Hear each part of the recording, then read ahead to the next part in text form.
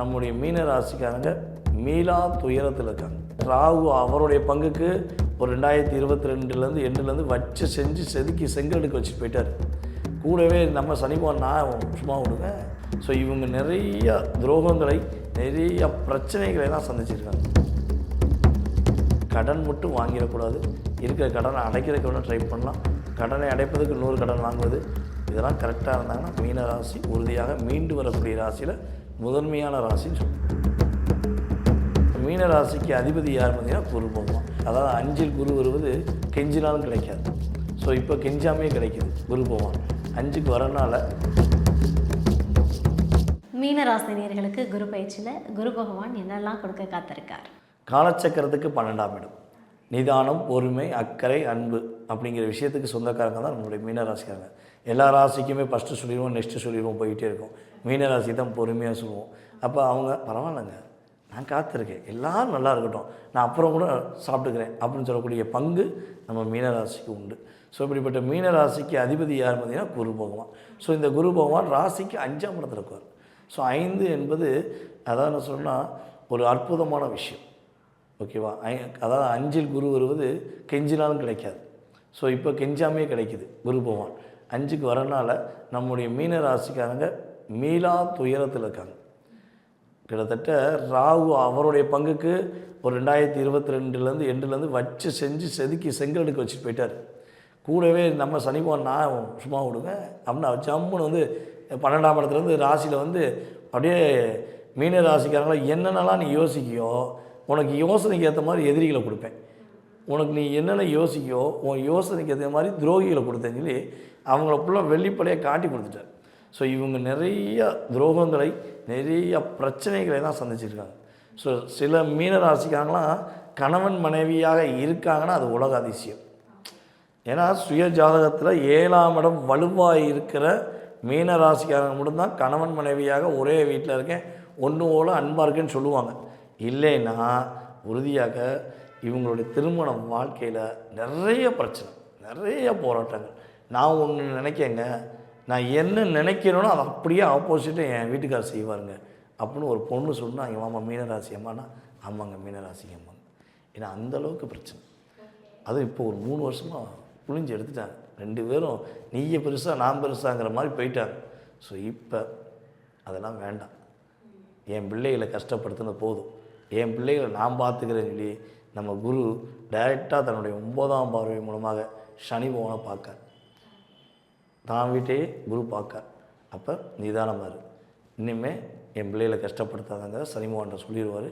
சனி பகவானுடைய பார்வை கிடச்சிட்டாலே குருவுடைய பார்வை சனி கிடச்சிட்டாலே சனி பகவான் என்ன பண்ணுவார்னா நிதானத்தை பார்ப்பார்.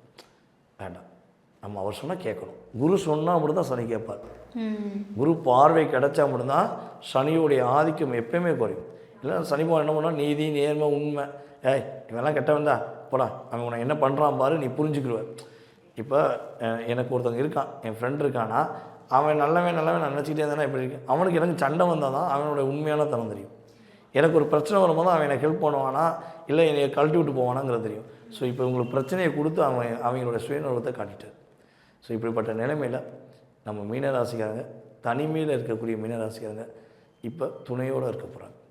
கணவன் மனைவி ஒற்றுமை ஏற்பட போகுது. கல்யாணம் முடிக்கிறதுக்கு கடைசியில் பயோடேட்டா கொடுத்து எல்லாம் ஓகே பண்ணி நிச்சயம் பண்ண போனங்க, எதுக்கு வேண்டாம்னு சொன்னாங்கன்னு தெரியலங்க அப்படின்னு சொல்லக்கூடிய நிலைமை தான் மீனராசிக்கு இருக்கும். ஸோ இப்போ இவங்களுடைய கல்யாண வாழ்க்கை உருவாக்கப்படும். ஏன்னா சனி பகவான் பார்வை குருவுடைய பார்வை ஆட்டோமேட்டிக்காக 7ஆம் இடத்தை ஆட்வீட் பண்ணும். இவங்களுடைய திருமண வாழ்க்கையை சிறப்பாக இருக்க போது திருமணம் முடிக்க காத்திருப்பவர்களுக்கு திருமணம் முடிக்கக்கூடிய பாக்கியம், நல்ல நண்பர்கள் மூலமாக நல்லா இருக்கக்கூடிய பாக்கியமும் இனிமே தான் மீனராசிக்கு வரப்போகுது. காதல் திருமணம் முடிக்கணும்னு ஒரு லட்சிய கூறிய பிடிச்சிக்கிட்டு இருக்க மீனராசிக்காக உண்மையான காதல் வெற்றி பெறும், போலியான காதல் இவங்களை விட்டு போயிருங்கிறது உறுதியாக சொல்லலாம். ஓகே சார், மீனராசினியர்கள் எந்த விஷயத்தில் கவனமாக இருக்கணும்? மீனராசிக்கு பார்த்திங்கன்னா 6ஆம் இடத்துல கேது, ராசிக்கு 12ஆம் இடத்துல ராகு. ஸோ நைட் நேரத்தில் வண்டி வாகனங்களை போகும்போது நிதானமாக போகும். ஓகே, ட்ராவல் பண்ணுறாங்க அப்படின்னா கொஞ்சம் நிதானம் போகும். நம்ம மீனராசி வாகனங்கள் ஓட்டக்கூடிய நம்முடைய நண்பர்கள் டிரைவர்ஸ் இருக்காங்களா, அவங்களாம் வந்து சகோதர சகோதரிகள் வாகனங்கள் ஓட்டும்போது செல்ஃபோனை வந்து அதிகமாக யூஸ் பண்ணாமல் கொஞ்சம் கவனமாக ஓட்டணும். கவனமாக ஓட்டினாலும் பிரச்சனை கிடையாது. அதே போல் வந்து நைட் ட்ராவல் உறுதியாக கொஞ்சம் அவாய்ட் பண்ணும். நைட்டு கொஞ்சம் வேகமாக தூங்கணும். கடன் மட்டும் வாங்கிடக்கூடாது. இருக்கிற கடனை அடைக்கிறதுக்கு வேணால் ட்ரை பண்ணலாம். கடனை அடைப்பதற்கு இன்னொரு கடன் வாங்குவது, இல்லை ஏதாச்சும் விசேஷங்களுக்கோ எதுக்கோ அதிகமாக கடன் வாங்குவதை தவிர்ப்பது நல்லது. இதெல்லாம் கரெக்டாக இருந்தாங்கன்னா மீனராசி உறுதியாக மீண்டு வரக்கூடிய ராசியில் முதன்மையான ராசின்னு சொல்லலாம். அருமை சார். மீனராசினியர்கள் வழிபடக்கூடிய தெய்வம்? மீனராசி அன்பர்கள் வந்து பார்த்திங்கன்னா மதுரை மீனாட்சி அம்மனை இந்த குரு பயிற்சிக்கு அப்புறம் ஒரு முறையாவது பார்த்துடணும். ரெகுலராக பார்க்குறது வெற்றி. அட்லீஸ்ட் என்ன ரொம்ப லாங்கில் இருக்குங்க, ஃபாரினில் இருக்குங்க, அங்கே இருக்குங்க, சரி ஒரு வருஷத்தில் மதுரை மீனாட்சி அம்மனை போய் பாட்டுவாங்க. ஆட்டோமேட்டிக்காக இவங்களுடைய லைஃப் சூப்பராக இருக்கும். அதே போல் தன்னுடைய வீட்டு பக்கத்தில் இருக்க சிவ ஆலயங்களை சென்று சிவனை வழிபாடு செய்வது, தாயாரை வழிபாடு செய்வது, தங்கமான வாழ்க்கை, சிங்கம் போல் வாழக்கூடிய சிறப்பு எல்லாமே மீனராசிக்கு இறை வழிபாடு மூலமாக வெற்றி கிடைக்கும். சூப்பர் சார், சூப்பர், அருமை. பொதுவாகவே வந்து பார்த்திங்கன்னா நம்மளுடைய நவகிரகங்கள் என்று சொல்லக்கூடிய 9 கிரகங்கள். ஸோ இதில் 9 கிரகங்கள் வந்து பார்த்திங்கன்னா 2 கிரகங்கள் நிழல் கிரகங்கள். அதாவது ராகு பகவானும் கேது பகவானும் நிழல் கிரகங்களாகவே கருதப்படுறாங்க. ஸோ மீதி உள்ள 7 கிரகங்கள்னு சொல்லுவோம், இது ரியல் கிரகங்கள். ஸோ இந்த கிரகங்கள் வந்து பார்த்திங்கன்னா மிக சுப கிரகம் அப்படின்னு சொல்லுவோம். அதாவது டோட்டலாகவே சுபத்தன்மையில் உள்ளவர் நம்முடைய குரு பகவான். ஸோ அப்படிப்பட்ட குரு பகவான் இந்த 2026 ஜூன் மாதத்தில் கரெக்டாக நம்முடைய மிதுன ராசியில் இருக்க குரு பகவான் கடக ராசிக்குள்ளே வரும். அதாவது காலச்சக்கரத்துக்கு 4ஆம் இடம். ஸோ இந்த 4ஆம் இடம் ஏன் மெயினாக சொல்கிறோம்னா, இந்த 4ஆம் இடத்துக்கு வரதான் மிகப்பெரிய ஒரு யோகம். கிட்டத்தட்ட 12 வருடத்துக்கு ஒரு முறை தான் கடகராசிக்குள்ளே தன்னுடைய உச்ச வீட்டுக்கு வருவார். கடகராசியில் குரு பகவான் உச்சம்னு சொல்லுவோம்.